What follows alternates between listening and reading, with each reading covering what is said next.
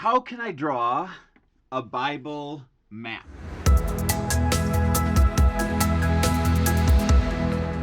This is a skill that will help anybody who wants to understand the Bible story, God's plan for the world, or just to research pieces of world history that happened in the Middle East. And in a matter of minutes, you'll be able to memorize 4 key features that will enable you to draw a map that will impress your friends and wow your children.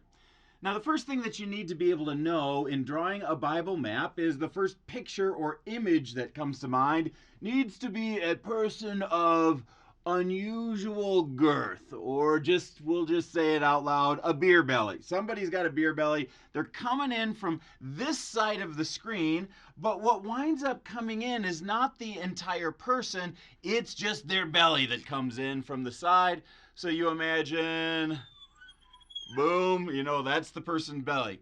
And the belly's so big that they can't stand there and hold themselves up. They need a stick to hold up the belly right there. And that's picture number 1. It's the beer belly being held up by a stick. Well, imagine right next to that is a hand holding a balloon. And it's disproportionate in its size, but you can imagine that right about here is the balloon. And then you've got your little string and a hand that's holding that string right there. The third image you need to remember is a rabbit, and more importantly, the shadow of a rabbit that's kind of coming up from this direction here, pointing towards the balloon and the belly. And the rabbit comes up, and one ear points there, one ear points there, and then it comes down here. And then finally, your fourth image that you need to memorize is a cockroach. A cockroach that's coming up from this side of the map. So it's a giant cockroach. It's a whopping cockroach. So your whopping cockroach head is right there. And then coming from that is antenna. One goes up this way.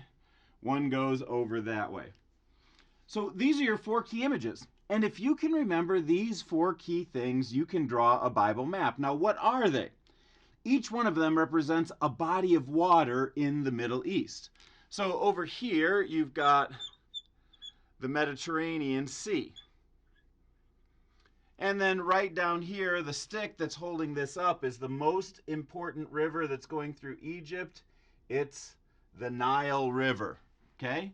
And then down here, the rabbit is the Red Sea. The Red Sea. And then coming up from the rabbit is the Dead Sea. One of the easy ways to help remember these 3 in combo here is that they all rhyme. You got Med, Red, and Dead Seas all together. In between the Dead Sea and what here is the Sea of Galilee is the Jordan River.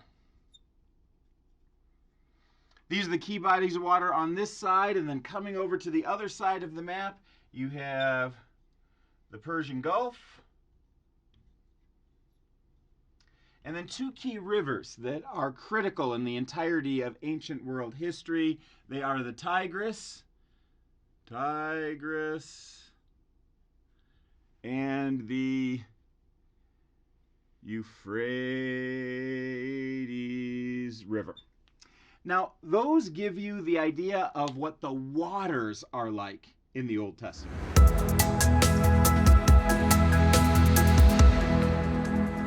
Now, you may ask at this point, what is it that fills in the land masses here? I mean, what countries are in this area?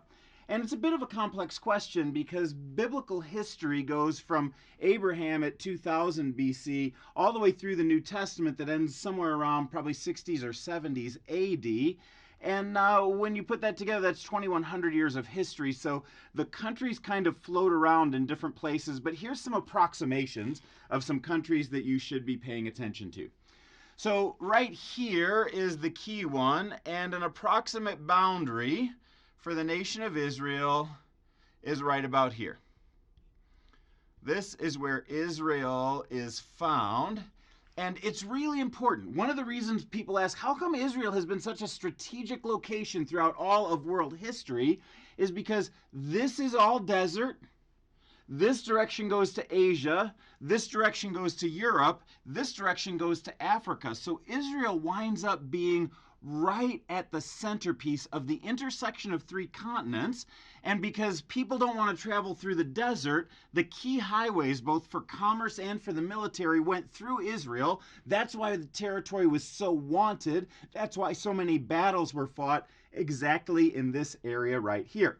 Now, next to Israel down here in Africa, you have the nation of Egypt, which comes to play in big ways later on in the biblical narrative. Up over here, you've got nations like Assyria, which wound up conquering the northern kingdom of Israel. You've got Babylon,